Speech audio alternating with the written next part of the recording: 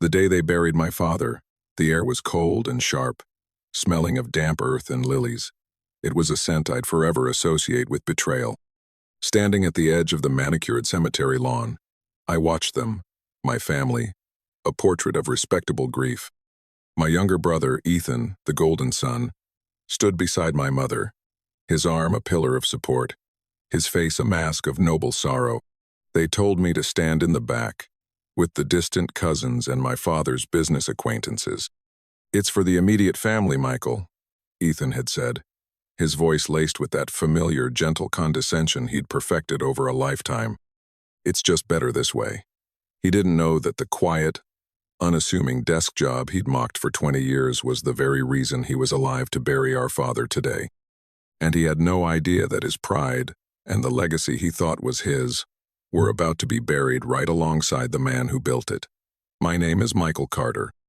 I am 45 years old, and on this brutal November morning, the very ground beneath my feet felt like a testament to a life spent on the outside looking in. I watched the mourners arrive, their faces grim, their black coats stark against the pale, dying grass. They were pillars of the community, retired colonels and business leaders who had orbited my father, Colonel David Carter, a man carved from granite and old-world military honor. They saw Ethan, in his perfectly tailored suit, the heir apparent, and they saw me, a ghost in a simple overcoat, a footnote in the grand story of the Carter family. A knot of cold, complex resentment tightened in my chest. It was a feeling I had learned long ago to master, to encase in a shell of stoic resignation. I knew my role today, a part I had been rehearsing since boyhood, the supportive, yet distant, older brother, the quiet disappointment. Taking a deep, steadying breath, I steeled myself to once again play the part of the son with the meaningless government job. As the priest began the service, his words about honor and legacy drifted over the crowd. I saw Ethan smirk ever so slightly at his wife, a shared private joke at my expense. "My brother is just a logistics guy." I could almost hear him whisper. "He shuffles papers in some forgotten corner of the Pentagon." The cruelty of it was breathtaking, but familiar. My mother, lost in her grief, never looked my way. It wasn't a deliberate act of malice on her part. It was worse. It was the simple, profound indifference of a lifetime. I was an afterthought, a problem she and my father had long since given up on solving.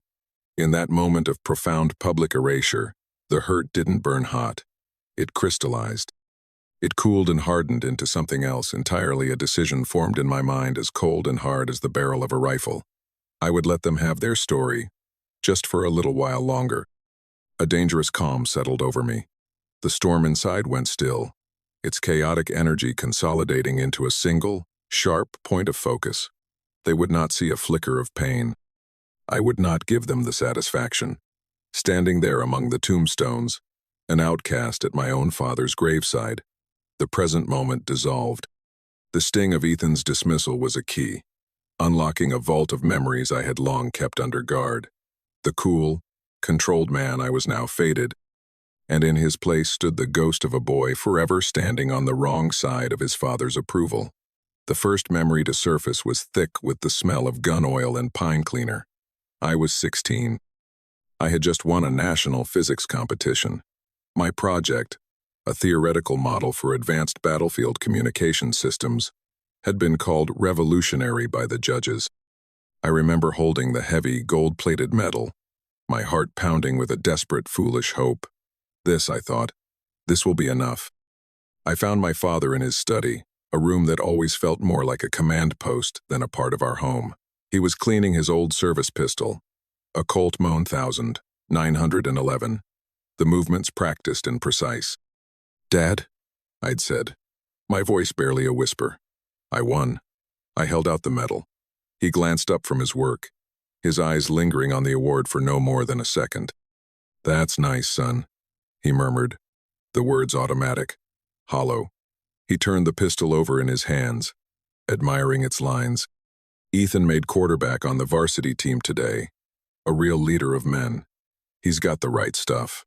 And just like that, my victory vanished. The conversation, as always, orbited back to Ethan. The gold medal in my hand suddenly felt like a cheap trinket, its shine dimmed under the dim light of his study. Later that night, I placed the medal in an old shoebox at the back of my closet and never looked at it again. It became a monument to a simple, painful truth. In my father's world, my victories were invisible. That feeling of invisibility became a permanent state a few years later when I told him my career choice. I had gathered all my courage to announce my acceptance into a specialized Army logistics and strategic planning program. He was watching the news, and he muted the television, his face hardening into the mask of disapproval I knew so well. "Logistics?" he finally said, the word tasting like an insult on his tongue. "That's a support role, Michael. That's for men who can't hack it on the line. Carter men lead from the front." My mother, ever the peacekeeper, jumped in. "Now, David," she'd said softly. "Perhaps it's safer for him that way." Safer. Her words were meant as a comfort, but they were a dagger. The implication was clear. I was weak, fragile, unsuited for the real, glorious danger that men like my father and brother were born for. They didn't see my choice as strategic, as a different kind of warfare fought with intellect and foresight. They saw it only as a failure to uphold the family tradition. Their dismissal was the fuel. The quiet, burning resentment from 1,000 such cuts had forged a resolve in me that they could never understand. My family thinks I manage supply chains. They picture me in a sterile, windowless office. My greatest daily challenge, a jammed printer or a missing shipment of boots. The irony is, they're not entirely wrong about the windowless office. They just have no concept of what that office truly contains. They know nothing of the place we call the vault, a command center buried deep beneath a mountain, shielded from any form of electronic surveillance. The air is cold, recycled, and carries the low, constant hum of quantum servers. The only light comes from a wall of screens, a glowing mosaic of satellite feeds, biometric signals, and cascading lines of encrypted data. This was my office. This was my battlefield. I remember one night, when a Tuesday bled into a Wednesday without distinction. The air in the vault was so thick with tension you could almost taste it. We were running a Tier 1 operation to extract a captured CIA asset from a black site in Eastern Europe. My team of analysts fed me data streams in a quiet, focused rhythm, their voices low and steady in my earpiece. My job was to see the whole board, to connect the dots faster than our enemies could. Wraith 1, confirm target building. "You are 3 mics out," I said into my headset, my voice calm, betraying none of the fire in my gut. On the main screen, a thermal image showed a cluster of heat signatures on the 3rd floor. "Eagle Eye, give me thermal on the west wing. I need a personnel count." The image sharpened. 4 hostiles, 1 asset. The lives of a Delta Force team depended on my next series of commands. This wasn't a spreadsheet. This was a high-stakes chess match where the pieces were human souls, and I was the one directing the hand of God. It was in that moment of peak concentration, as I was about to give the green light for the breach, that my personal cell phone, tucked away in my locker, vibrated with a text. Protocol demanded I check it for specific emergency codes. I pulled it out. It was from Ethan. The message glowed on the small screen, a beacon of casual ignorance from a world away. "Hey man, thinking of you. Bet DC is boring this time of year. Don't let the paperwork bury you alive. LOL."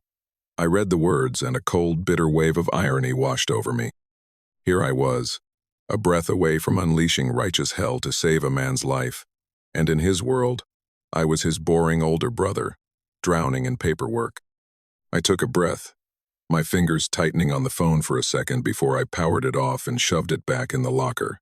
My focus snapped back to the wall of screens, my voice emerging colder and sharper than before.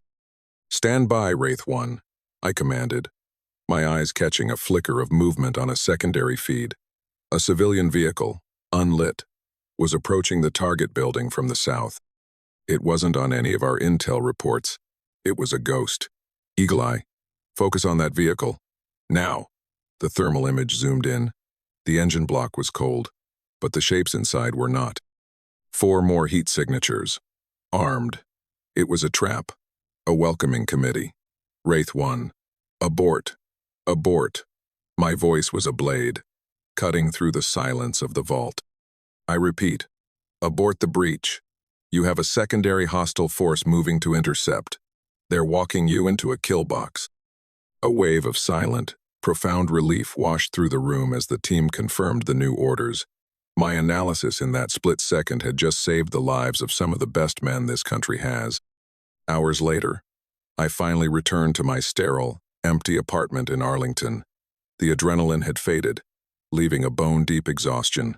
Solitude was the price of this silent power. In my family's eyes, I pushed paper. They had no idea those papers held the fates of nations. They saw a desk job. I saw a global chessboard. I had accepted the terms of my service long ago. The loneliness, the secrecy, the weight of it was worth it, because the mission was always more important than a wounded ego. Hope arrived when I least expected it, not in a blaze of glory, but in the hushed, wood-paneled office of the Secretary of Defense. 2 days after the aborted raid, I was summoned to the Pentagon. Secretary Thompson was a man whose quiet demeanor concealed a mind like a steel trap. His office overlooked the Potomac, its walls covered not with awards, but with maps. He handed me a cup of black coffee, the gesture disarmingly informal. "You look like hell, Michael," he said, skipping the formalities. His use of my first name was rare. "You saved that entire Delta team the other night. The official report will be sanitized, of course, but I know. The president knows." He leaned forward, his eyes holding mine. "You should be proud of that." I stared at him, unable to speak. In my world, direct praise was a foreign language. The concept of being seen for what I did was so alien that my mind struggled to process it. For the first time in years, I wasn't Colonel Carter's disappointing son or Ethan's overshadowed brother. In this room, with this man, I was just Michael. And for the first time in a very long time, that felt like enough. "The Joint Chiefs have been reviewing your file," he continued. "Operation Nightfall, your work in the Horn of Africa, the whole damn thing.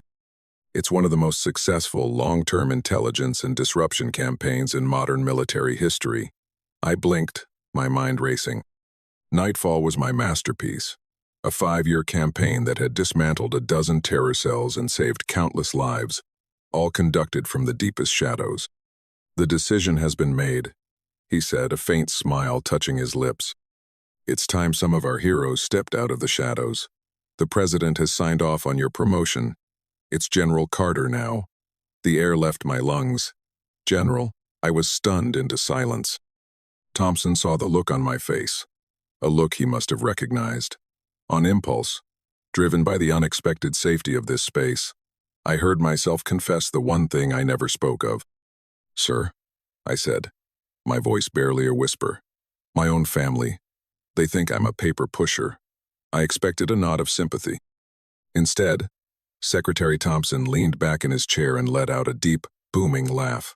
It wasn't a laugh of ridicule. It was a laugh of pure, unadulterated appreciation for a grand cosmic irony. "A paper pusher?" he roared, shaking his head. "Well then," he leaned forward again, his eyes twinkling with a sudden, brilliant idea. "Your father's funeral is next week, isn't it?" I nodded, confused. "How tragically poetic," he said, his smile widening. "That the day you bury the father who never understood you is the day the world finds out exactly who his son is. We'll declassify your promotion and your service record. It's time, General. It's time they knew." The priest's voice droned on, but I wasn't listening. I was standing at the back, a ghost among the living, when a new sound cut through the somber quiet.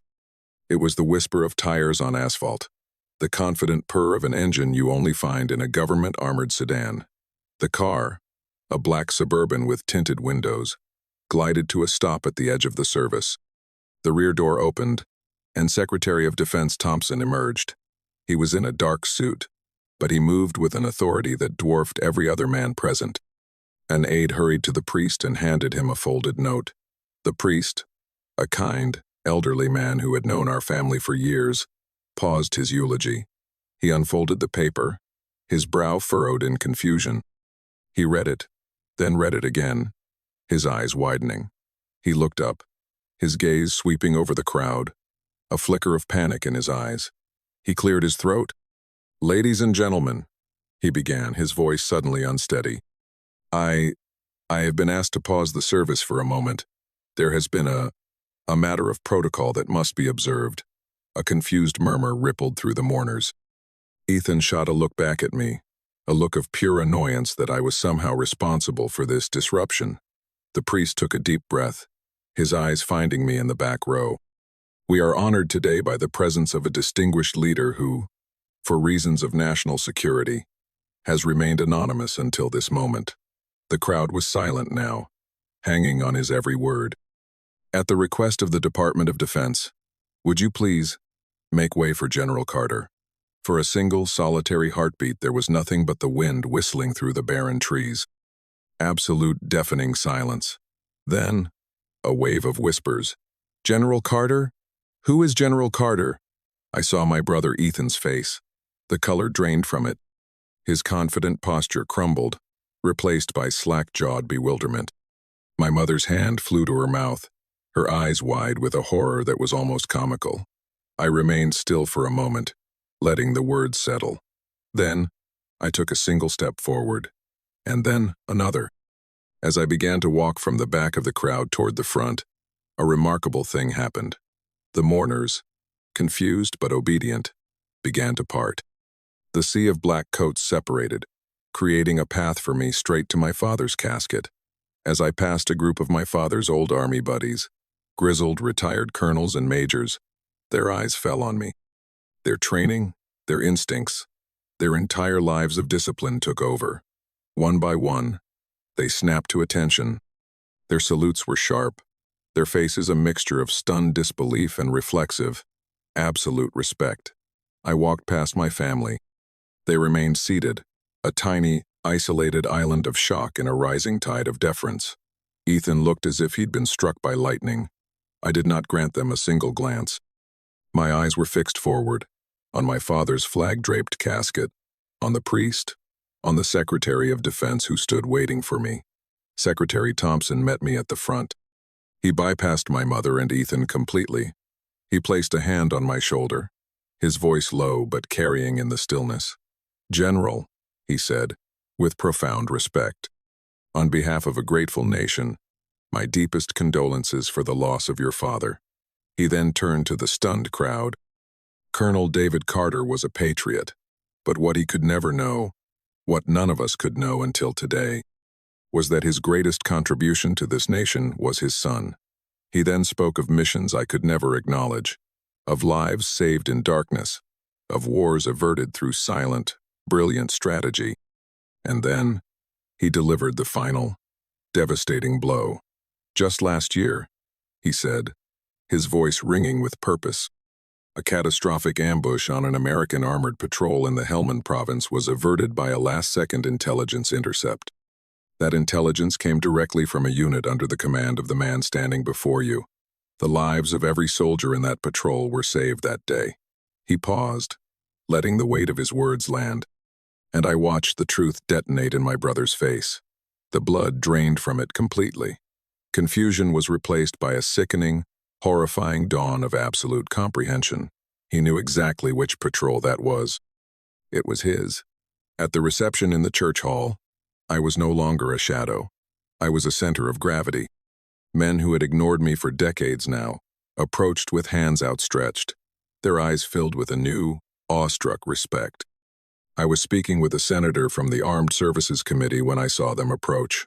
My family, a tight, wounded cluster cutting through the crowd.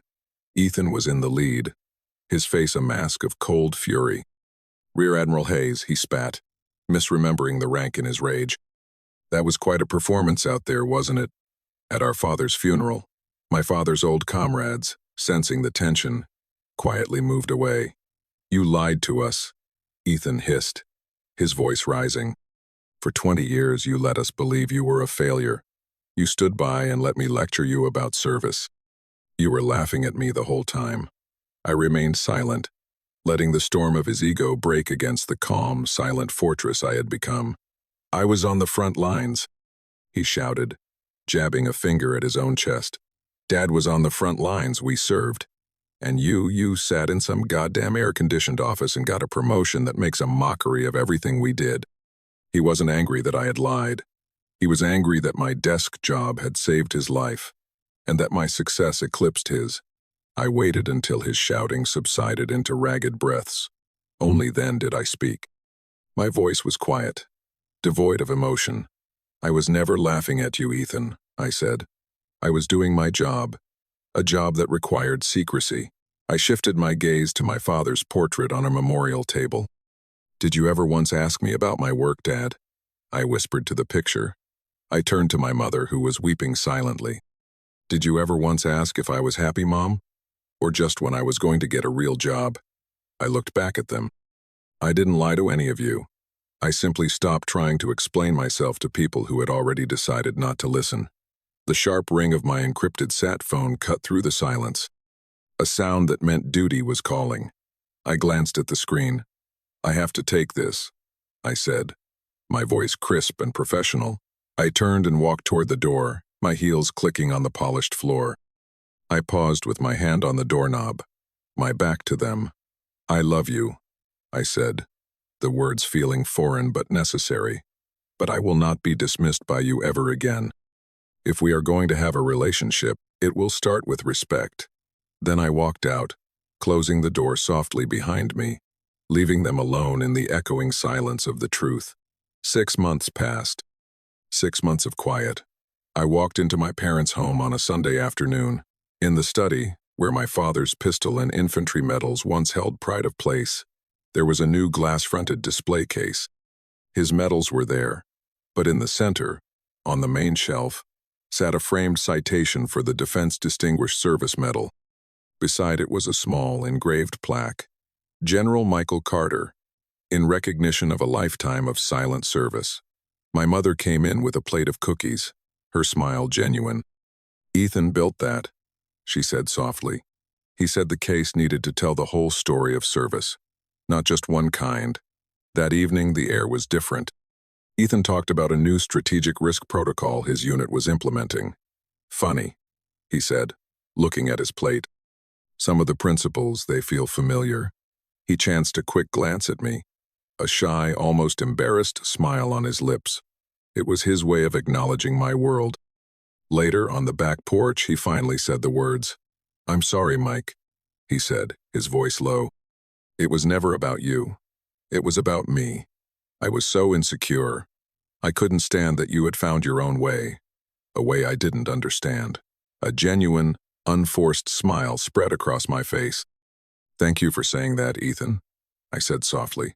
"For the longest time, I thought I needed this family's approval to feel whole. I placed a hand over my own heart. But all those years taught me something more important. My worth isn't determined by anyone else's opinion. It's right here. It always was." I looked at him. "Having you finally see it, that's a gift. But it's not a prerequisite anymore." He nodded, a look of profound understanding on his face. "I'm proud of you, man. I'm proud to be your brother." The peace I felt in that moment wasn't a victory. It was something better. It was acceptance.